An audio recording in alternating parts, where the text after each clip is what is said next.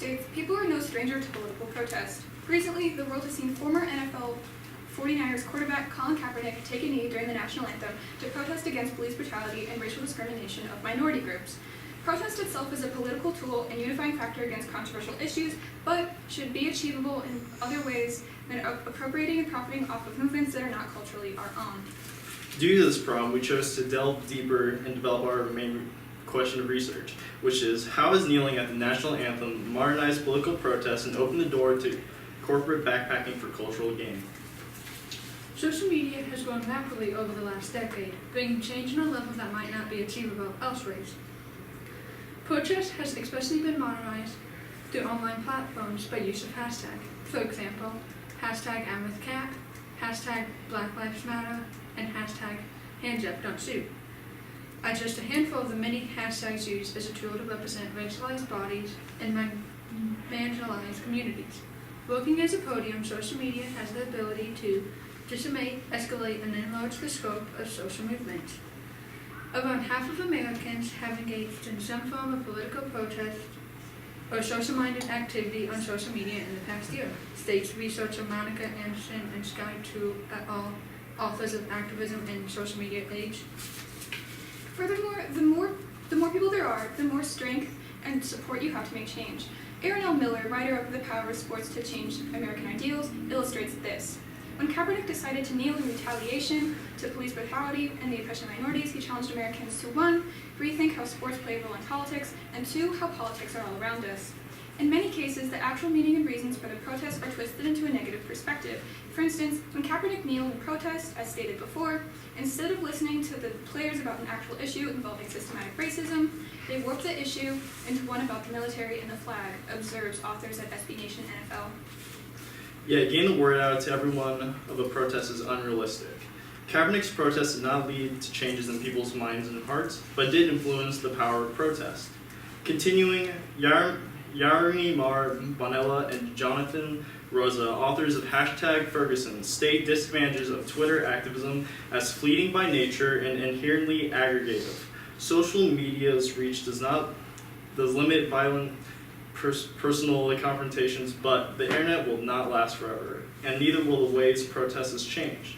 The world moves beyond digital lines. No protest is truly good if it does not influence people to make change, concludes J.R. Throat.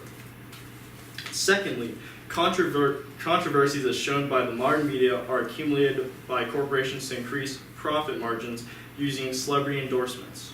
After Kaepernick infamously knelt, he was offered an endorsement deal by Nike. Kaepernick was now the new face of Nike's Just Do It campaign. After the announcement of the endorsement, Nike published an advertisement with Kaepernick as the main focus. While the response to the advertisement had mostly been negative, Nike experienced a mostly positive reaction revenue-wise. Author Kiara Lennon of Nike Online Sales jumped 31% after the company unveiled Kaepernick campaign stated their online sales had actually grown 31% from the Sunday Labor Day weekend through Tuesday 2017. Nike was experiencing a circumstantial positive uptick with its online sales over the weekend as well as their stock. According to Kevin Keller, author of Don't Blame Kaepernick, but Nike's stock dropped 4% after its earnings report was released. Nike's stock, which has risen 6% since it announced the Kaepernick endorsement, has set a series of record highs in this month, adding as much as $6 billion to its market cap, a measurement of the size of a business corporation. However, while Nike was profiting off Kaepernick with this protest, the NFL was facing some major repercussions. This league had lost a direct amount of at least $30 million. A revenue dropped 1.2% lower compared to the 2017 season. The league has also been commented on by the Washington Post for being hypocritical, for refusing to air an ad from the group American Veterans entitled Please Stand. An ad created to show the respect and honor for the flag and what it stands for. They deemed the ad too political, which has shown the hypocrisy within the league due to the fact that they have continued to allow Kaepernick and his followers to politically demonstrate during the national anthem by kneeling. We are also prompted by this. Corporately, advertising in the modern media in the United States has caused racial disparity in minority communities by perpetuating the culture of economically gaining off of their stereotypes. Unfortunately, the current backbone of marketing theory today is armed at Black, Latino, and Asian American consumers, reflects Ross E. Petty, and regulating target marketing and other race-based advertising practices. As for any type of advertising, companies have a target-specific audience. When a major political movement grows to a size in which people can profit, major media and companies create a bias to gain the attention of the public. These biases include classism, sexism, homophobia, and most importantly, explicit racism. Think of Aunt Jemima's pancake mix or the Taco Bell Chihuahua, perpetuating racial stereotypes. This is a contributing factor to racial tension in media, but this technique rakes in billions, changing the way modern protest works. Our culprit of this is Nike.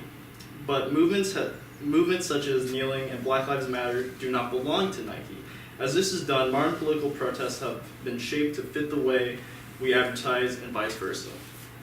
Despite this, promotions in our nearing future are not expected to change. According to the article Symbolic Interactionism, its effect on consumer behavior and implications for marketing strategy, companies reinforce and alter advertisements to their advantage by taking a more proactive stance because simply it works. Perpetuating negative things brings a positive outcome for companies profiting. Political protest in the world around us is changing and more widespread, but through harmful methods. As a result of our research, we have found 3 viable solutions, which are fact check and limit what is shared online to social media platforms, cease funding to large corporations for celebrity endorsements, and put a stop to race-based and target marketing strategies used by CEOs.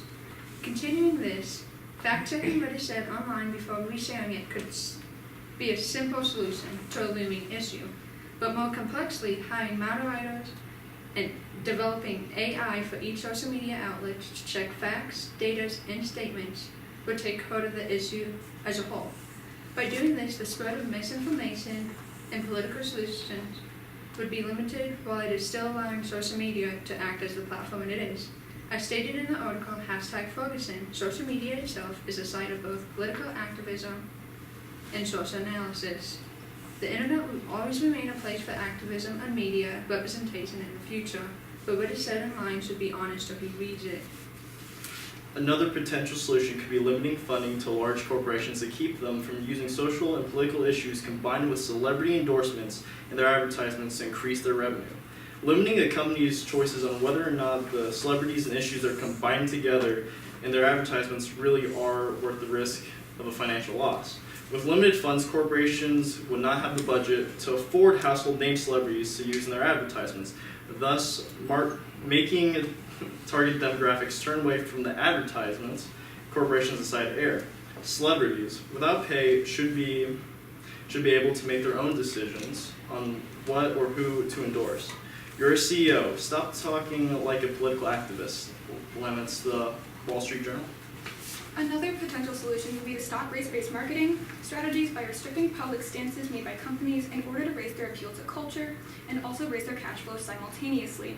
More and more Americans are aware of CEO activism and see its potential to influence public policy, plus its negative connotations. Society is no longer turning a blind eye to what corporations get their hands on in order to gain culture and economic clout.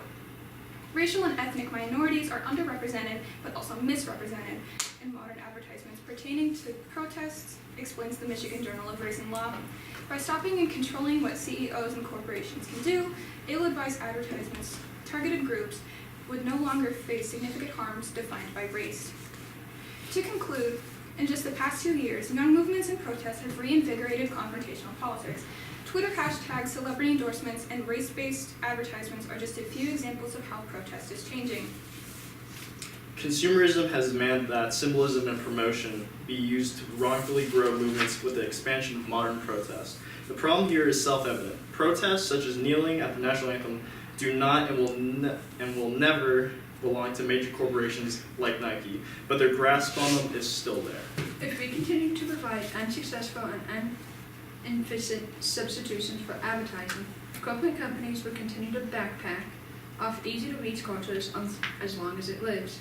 But with such harsh effects as racial stereotypes and cultural theft for profit, it is necessary we highlight the issue.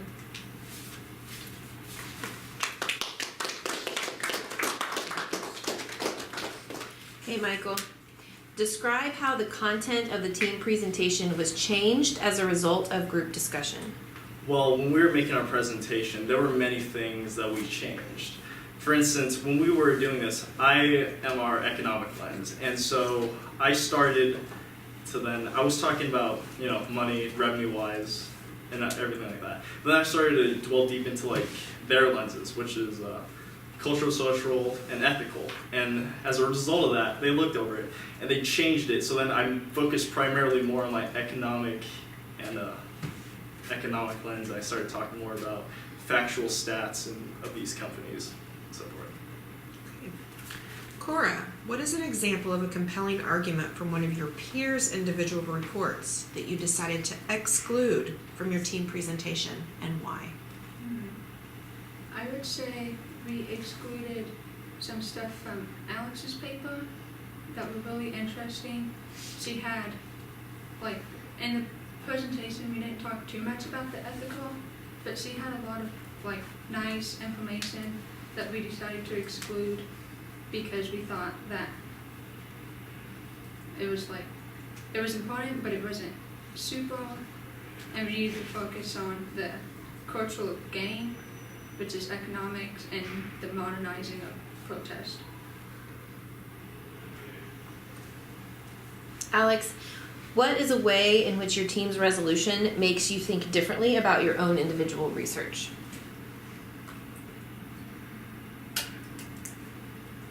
Can you repeat the question? In what ways did your team's resolution make you think differently about your individual research?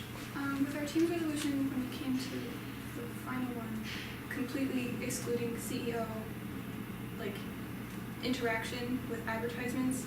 Because originally I thought maybe a little interaction wouldn't be so bad when you're paying celebrities. People are going to see that and people are going to relate to that, but excluding it entirely would benefit it better, I think, than doing it a little. Okay, good job.